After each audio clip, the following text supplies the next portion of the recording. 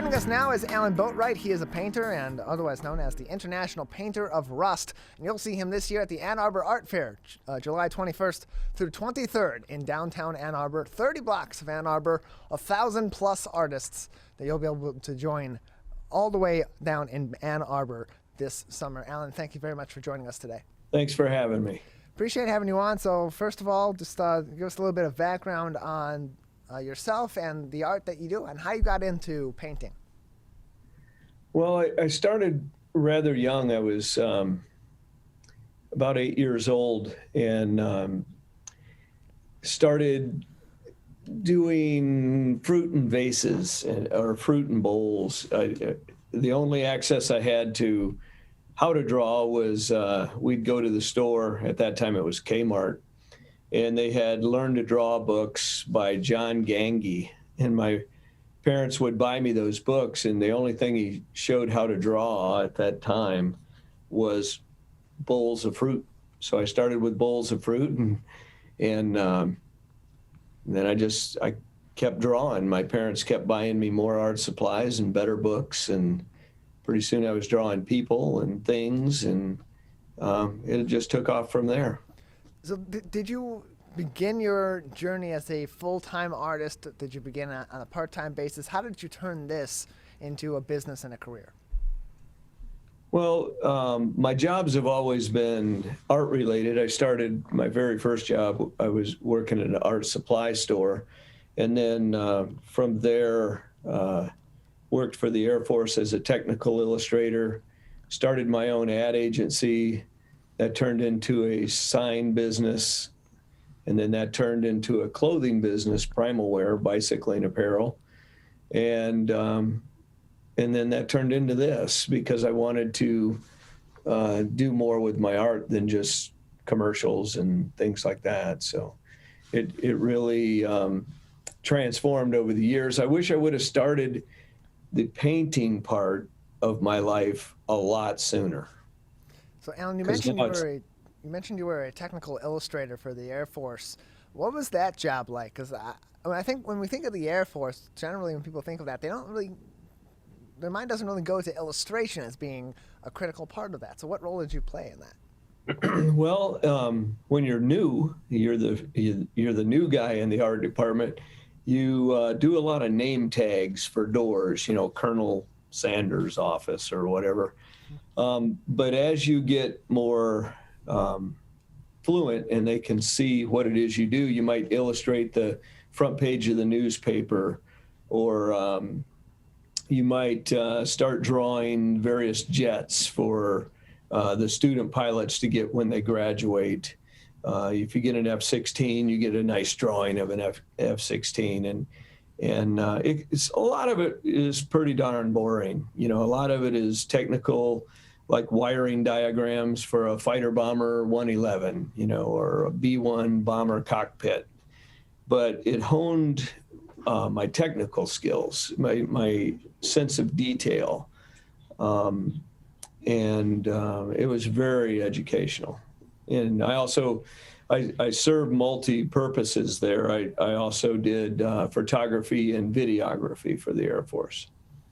We're joined by Alann Boatright. He is a painter that will be seen at this year's Ann Arbor Art Fair. You can join him there July 21st through 23rd in downtown Ann Arbor. 30 blocks of the city will be taken up by this art show. You can learn more information by visiting the art show's website, theannarborartfair.com.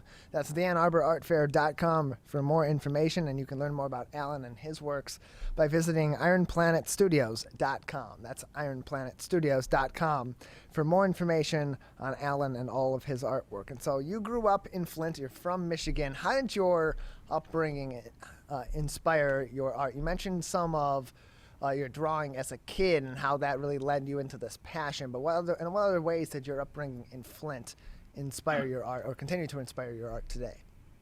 Well, I was a scrawny kid. I was really small. When I graduated high school, I weighed 103. So in Flint, where I was, it could be pretty rough. The neighborhood was pretty rough. So you either fought or you found a skill of some sort. And my skills were not in fighting. So I drew a lot, and by drawing, you're almost as popular as a quarterback. High school is everything for popularity, and you got to find your place. And I just accidentally became an artist young, and by the time I was in high school, I was the king artist, so to speak. And I found solitude in it. When you can't really enjoy going outside because of various things going on in that area, I found solitude in sitting on my bed and drawing, and that became my escape. Still is. We're joined by Alann Boatright. He is a painter joining us on the Michigan Megacast. You can find him at this year's Ann Arbor Art Fair, July 21st through 23rd in Ann Arbor, Thursday, July 21st, and Friday, July 22nd, 10 a.m. until 9 p.m., and then Saturday, July 23rd, 10 a.m. until 8 p.m. 30 blocks of downtown Ann Arbor will be taken up by this art show, and you can see Alann and many other artists there. Learn more information, theAnnArborArtFair.com. And so you've been doing art shows since 2015. What got you into doing art shows, and what about art shows keeps you continuing to go to them with your art, to sell your art, and to help people learn more information about your art? Well, I got into it accidentally. We had bought a house in Florida, and I wanted to do some beachy art. I wanted beachy art, and I looked for beachy art, but I couldn't find anything oddball enough. And we really wanted the house to kind of have an odd, be an unusual experience for whoever came to it. A little cutting edge, a little high tech, and to go with high tech, we needed robots. So I did some robots lounging on the beach and pulling up their bikinis, and broken leg from playing volleyball on the beach. It was called Spring Break. And it kind of took off from there. After I got the house decorated, I had a friend tell a gallery that I was an artist, and then she showed some photos on her phone to the gallery owner, who said that I should be in the gallery. And then I put some pieces in the gallery, won first place, and then she suggested that I do some shows. So we started doing shows, but I really felt like the art needed to tell a story. So I figured out that by using the robots, I could disarm people enough that they didn't see the sex of the robot, the race of the robot, the religion of the robot, or whatever. But then I could tell a story like, I don't know, I could tell a story about Elon Musk without them knowing it was Elon Musk, or I could tell a story about Jackie Robinson without any clue that it was going to be about Jackie Robinson. Well, there are clues, but most people aren't finding them.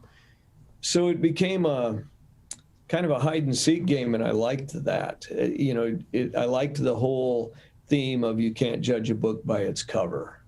So art typically is very subjective. You might like it because it's red. You might like it because it doesn't have a shape or form, or you might like it because it's very illustrative. But with my art, I have three kinds of fans. I have the children love it. Then I have adults that like it because it's funny. And then I have the art connoisseur that sees the intellect in it and really identifies with the hidden values of the painting. So with all that meaning that goes into these paintings, with all of that intent that goes into it, where do you draw that inspiration, painting to painting, and then what is your process from point A to point Z in having this idea generated in your head and then putting that onto a canvas, drawing it, and painting it? That's a hard one to explain. I've tried several times. It typically starts out with a little sketch, and just to give you an example, I'll pull one out of my book here. It's just, I have this idea of two robots doing a deal in the back alley, trading batteries for cash, yeah. CACHE. And then that evolved into making it a little funnier, putting Darth Vader being the one selling the robots selling the robot batteries. And then that culminated with this drawing of Darth Vader in the alley.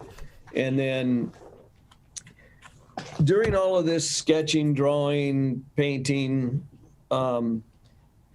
stuff started happening in the news. For instance, Prince was very anti-drugs, alcohol, but he died of at first they said a Percocet overdose. Later it was fentanyl. So it made me think maybe the subject matter of this painting should go down the road of addiction, addicted to power, the robot is. But how about addiction that isn't drugs or alcohol, but is just as harmful, like money, power, greed, love, things that take your focus off of all your friends and concentrate it on one thing to your detriment. And that's what that painting became. It sounds like it's a dark, let me see if I can get out of the way. See it back there? Sounds like it's a dark concept, but it actually enlightens people that it isn't just drugs and alcohol you can be addicted to. Today, it's your cell phone. It's the internet. It can really take your focus off of the people around you that need you.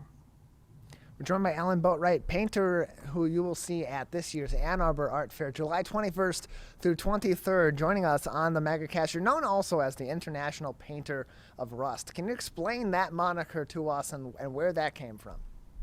Well, as stated earlier, I grew up in Flint, and when I was a little kid, Flint was booming. It was a booming town, and everything was happening there. I mean, the best cars being built, everything. But then we hit 1973, that America hit kind of a speed bump with oil. And it was determined America's cars were too big. And people started buying Hondas and Datsuns and, various other foreign cars. And the American auto industry took a big hit. And my father worked for the American auto industry. And I watched our neighborhood decay into a point of nobody wanted to live there. None of us wanted to live there, but that's where we were. And they closed. I lived right near the gas tank assembly plant, about 2 stones throws away. That closed. I watched the city just kind of decay. So when I started painting, before I started painting robots and rusty things, I painted rusty American automobiles, like a 59 Cadillac rusting away in a field. And the thought I had behind that was, this was once a cherished car to somebody. I mean, it was the best car there was. You'd go over railroad tracks at 20 mile an hour and not even feel them, or go over them at 60 mile an hour and not even feel it. It was a plush car, and to see it rotting in a field was just a kind of a summation of what I was seeing happening to Flint. And it's heartbreaking. And I painted a lot of broken down buildings with boarded up windows and neon signs that were broke and rusty cars.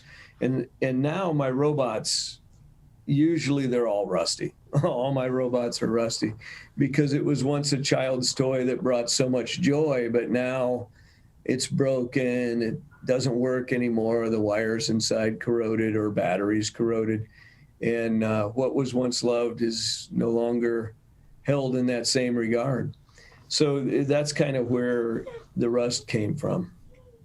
We're joined by Alann Boatright. He is a painter that you will see at this year's Ann Arbor Art Fair, July 21st through 23rd. More information on the art fair at theannarborartfair.com. You can also learn more about Alann and his work at ironplanetstudios.com. Alann, just another couple minutes before we'll say goodbye today. Before we let you go, I just want to give you a chance to say anything else that we haven't talked about today, or anything else that would be important for our audience to know about your work and what they'll see from you at Ann Arbor's Art Fair. Well, I think the Ann Arbor show, if you've never been to it, you need to go. It is enlightening for for all people. I mean, everything around you, it sometime was designed by somebody, whether it's just the walls of your house or the windows that you look out of. Everything was designed by an artist, and it's really a neat experience to go to an art show and see so many different versions of art. I mean, it can be pottery, it can be things assembled from junk, it can be a painting, it can be abstract or very, very hyper realistic. It's just amazing to see what other people can do. And it's very inspiring. And if you have children, I highly recommend it, because that's kind of how I got started with my parents, was seeing art. They couldn't explain it to me, but that left a wide open alley for my mind to run. Alan, we appreciate your time. Thank you so much for joining us today. Thank you.